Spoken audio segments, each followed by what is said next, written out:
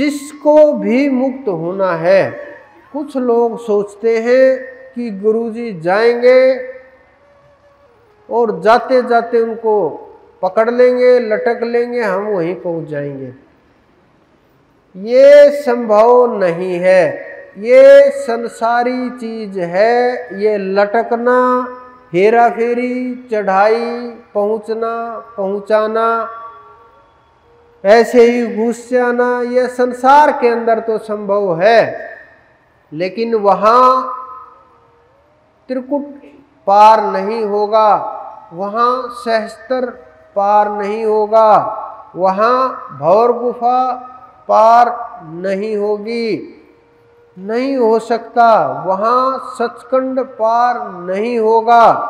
ये मार्ग यहीं रह जाएगा, यहीं भटक जाओगे। आपका समय नष्ट हो रहा है, एक एक श्वास जा रहा है। इसीलिए तो मैं बोलता हूं कि श्रद्धा बोलने मात्र की है, करने और कहने मात्र की श्रद्धा नहीं है। जब कहने और कर्म के ऊपर उतर करके आएगी, मैं बोलता हूँ 4 घंटे परमात्मा को याद करो कि आप कोई काम ही नहीं आपको, आप साधना किया करो, कम से कम 4 घंटे रटो कि जी बस हम तो आ जाएंगे यहाँ और फिर आप ही देख लेना। मैंने कहा यहाँ भी साधना करनी पड़ेगी, यहाँ बिना साधना के कैसे कल्याण होगा। यहाँ रहोगे तो और ज़्यादा साधना करनी पड़ेगी, और ज़्यादा मेहनत करनी पड़ेगी, और ज़्यादा प्रयास करना पड़ेगा कि नहीं जी साधना तो नहीं होगी, बस लटका करके ले जाना मुझे भी। ये लटकाने और झटकाने वाला खेल नहीं होता। अगर कोई इस भ्रम में है तो वो अपना कीमती समय, कीमती सांस खराब कर रहा है और भ्रम में फंसा हुआ है, और वो जीव ब्रह्म से दूर है। वो उस तत्व को पहचान नहीं पाया। वो मेरे इस संसारी शरीर को जान करके, समझ करके, और ये मान रहा है कि जिस प्रकार से संसारी शरीर को हम पकड़ लेते हैं, संसारी शरीर के साथ क्रियाएं हो जाती हैं, संसारी शरीर के साथ भोजन किया जाता है, ये वो सूक्ष्म शरीर नहीं है, ये वो आत्मा नहीं है। आत्मा को कोई पकड़ नहीं सकता, आत्मा को कोई बांध नहीं सकता, उसको कोई रोक नहीं सकता। उसकी स्थिति का कुछ लोग औरों की स्थितियां बताने लगते हैं। छोटी मोटी साधना शुरू हुई, 2-4 बात दिखी, दूसरों की स्थितियों का वर्णन करने लगते हैं। वो लोग ज़्यादा दूर तक नहीं जाते, वो लोग नष्ट भ्रष्ट हो जाते हैं और नीचे वापस आ करके गिर जाते हैं, क्योंकि वहाँ रुकना आसान नहीं होता, वहाँ ठहरना एकाकार नहीं होता। जब तक दूरी है, द्वैत है, दो है, नहीं हो पाएगा। कोई भी तरीका नहीं है कि वहाँ ठहरा जा सके, वहाँ रुका जा सके, वहाँ प्राप्ति हो सके, वहाँ चढ़ाई नहीं, कोई तरीका नहीं भजन मार्ग के सिवा। और भजन हमें करना नहीं, और जब भजन नहीं करेंगे तो कैसे ठहरेंगे। और फिर ये कि आप ही देख लेना, देख तो मैं रहा हूँ, लेकिन जो अंदर की जो साधना है वो बंद हो चुकी है। जो रस चल रहा था वो बंद हो चुका है, जो चढ़ाई का मार्ग है वो बंद हो जाता है। और जब चढ़ाई का मार्ग बंद हो जाता है तो आप ये उम्मीद करते हैं क्या कि हम बिना भजन के ही इतने विशाल तत्वों को प्राप्त कर लें, इतने अनंत तत्वों को प्राप्त कर लें। उस जिसको जो अनंत है, सदा से है, था, होगा, वो काल से परे है, वो महाकाल से परे है, वो सब तत्वों से परे है, जो कभी जन्म नहीं लेता, जो कभी व्यर्थ नहीं होता, जिसकी कभी मृत्यु नहीं होती, जो बिल्कुल चैतन्य है, वो इस सांसारिक प्रकाश से, सूर्य के प्रकाश से, ग्रह तारों के प्रकाश से, देवों के प्रकाश से प्रकाशित नहीं है। उसके तेज से पूरा ब्रह्मांड प्रकाशित है। उसके अंदर इतनी ताकत है कि सब की सब जितनी ताकत है उसी के अंदर से आ रही है। उस अनंत महापुरुष जिसका जिक्र करते हुए भी बड़े बड़े संत महात्माओं के आंखों से अश्रु छलकने लगते हैं, जिसके नाम लेने मात्र से करोड़ों करोड़ अपराध कट जाते हैं, जिसके ध्यान मात्र से अनंत अनंत जन्मों का नाश हो जाता है, जिसके वहां पहुंचने मात्र से जीवों का कल्याण हो जाता है। उस अनंत की जब आप साधना करेंगे, जब आप वहां चढ़ने का प्रयत्न करेंगे, उस तरफ बढ़ने का प्रयत्न करेंगे, तब आपको आत्मा का ये अनुभव होगा कि क्या तत्व है, कितनी चढ़ाई, कितना तेज, कितनी अक्षमता है। हम सांसारिक वस्तुओं को मान करके, सांसारिक चीज़ों को मान करके हम उसको मान लेते हैं, वो हमें बहुत बड़ी दिखाई देती है।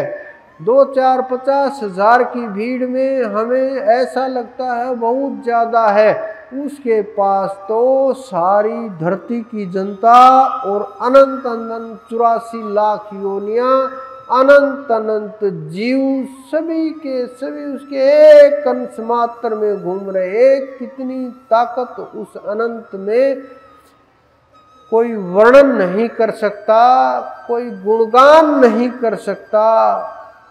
बस श्रद्धा के द्वारा, समर्पण के द्वारा, ध्यान के द्वारा, नाम के द्वारा, जाप के द्वारा उस तक पहुंचा जा सकता है। बहुत लोग अभ्यास करते हैं कागज के ऊपर नाम लिखने का, नाम लिखने का, नाम लिखने का, कि हाथ से लिख रहे हैं, याद होता रहे। कुछ लोग अभ्यास करते हैं सुनने का, सुनने का, कुछ लोग अभ्यास करते हैं बोलने का, लेकिन वो इन सब तत्वों से परे है। ये मार्ग नहीं है, मार्ग अलग ही है। मार्ग जिसको पा गया, मार्ग जिसके हाथ लगा, चढ़ाई शुरू हो जाएगी। लेकिन जब तक मार्ग नहीं हाथ लगा, गुरु के समर्पण नहीं हुआ, गुरु की तलाश नहीं हुई, पूर्ण गुरु नहीं मिले, तब तक ही देर है। जब प्राप्ति हुई और एकदम से तार जुड़े, फिर देर नहीं लगती, फिर तो कुछ ही पल का खेल है। जीव ऐसे चढ़ता जाता है जैसे नट बांस के ऊपर चढ़ जाता है। उसी प्रकार से कुंडलिनी शक्ति इतनी ही स्पीड से ऊपर चढ़ जाती है, एक पल भी नहीं लगता, एक पल में उठ जाता है, एक पल में चढ़ जाता है। तो जीव के अंदर इतनी अक्षमता नहीं होती, वो अपनी मर्जी से चढ़ जाए, अपनी साधना से चढ़ जाए। जीव के हाथ में प्रयास करना होता है। जितना वो प्रयास करता है, वो परमात्मा उतना ही मार्ग खोलता जाता है। ये निश्चित है कि हम संसार में प्रेम फैला हुआ है। जिस प्रकार से सूर्य का प्रकाश फैला हुआ है संसार के अंदर, आपके आसपास भी प्रकाश दिख रहा होगा, धूप लग रही होगी, लेकिन ये टाट बिछे हुए हैं, प्लास्टिक की वस्तुएं रखी हुई हैं, और भी बहुत चीज़ें रखी हुई हैं, लेकिन उनको दिक्कत नहीं आ रही प्रकाश से। आप लोगों को भी दिक्कत नहीं आ रही, सहन हो जाता है। लेकिन इसी प्रकाश के अगर हम यंत्र लेंस लगा दें, वो इस प्रकार प्रकाश को इकट्ठा करके एक बिंदी में इसको कन्वर्ट कर देगा, तैयार कर देगा। वो आप भी नहीं झेल पाओगे, क्योंकि वो जलाने लगता है, वस्तुओं को भी जला देता है, वस्तुओं को भस्म कर देता है। शरीर के ऊपर जहाँ वो लगेगा वहीं जला देगा, सहन करना बहुत मुश्किल होगा।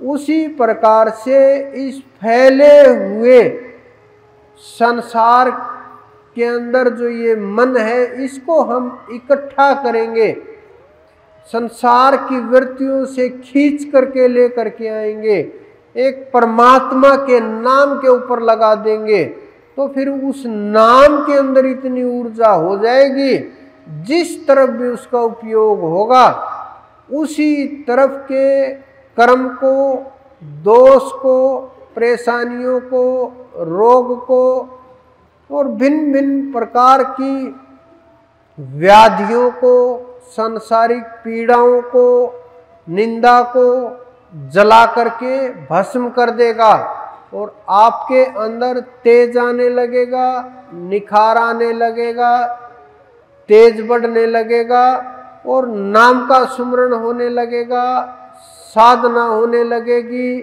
ठहराव होने लगेगा, भाग दौड़ जो चल रही है थोड़ा शांत हो गए। यहाँ बैठने के लिए मैं इसी कारण से बोलता हूँ कि 2-4 घंटे बैठो, आप साधना करो।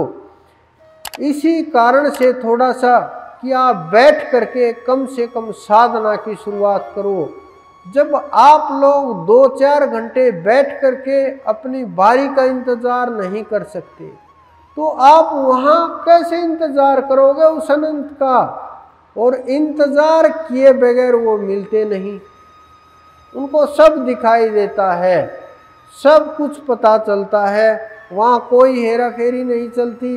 इंतज़ार करना पड़ेगा बैठ करके, साधना करनी पड़ेगी बैठ करके, पूरा सब कुछ अपना 100% करने के बाद फिर हमें ये इंतज़ार करना पड़ेगा कि कब वो आए, कब अनुभव हो, कब उनकी दया मेर फिरे, अब कौन सी कमी मेरे अंदर है, खोज खोज करके अपनी कमियों को दूर करें। जब हमारे अंदर सहनशीलता आएगी, ठहराव आएगा, नाम का प्रताप अपने आप फैलेगा। जो साधक लोग हैं उन्हें अंदर में बड़ा मौन रहना चाहिए, सोच समझ करके व्याख्यान करना चाहिए, सोच समझ करके अनुभव को बोलना चाहिए, क्योंकि अनुभव को बोलने के लिए मुख खोला, कुछ इधर उधर से मिला करके बोला या बोल दिया, साधना कमज़ोर पड़ने लगेगी। उसे पता होता है इसके अंदर कितनी सहनशीलता है, वो जांचता परखता रहता है कि ये कितना समझ सकता है, कितना पा सकता है, कितना खोज सकता है, किसको कितना देना चाहिए, इसको कितना हजम हो सकता है, उसको पता है सब कुछ।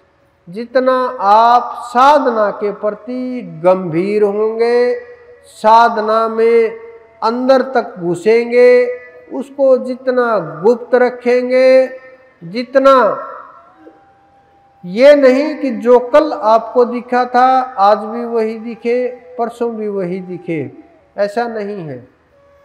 हर रोज कुछ न कुछ नया अनुभव होगा, हर रोज कुछ न कुछ अलग अनुभव होगा, अलग चीज़ें दिखाई देंगी, अलग अलग प्रकार का वर्णन होगा, अलग चीज़ें सुनाई देंगी। एक ही अनुभव हर रोज नहीं हो सकता। हाँ, एक कारण से हो सकता है, वो प्राप्ति के बाद हो सकता है। अब आप लोग ये ना समझ लेना कि हमें तो सबको प्राप्त ही हो गया।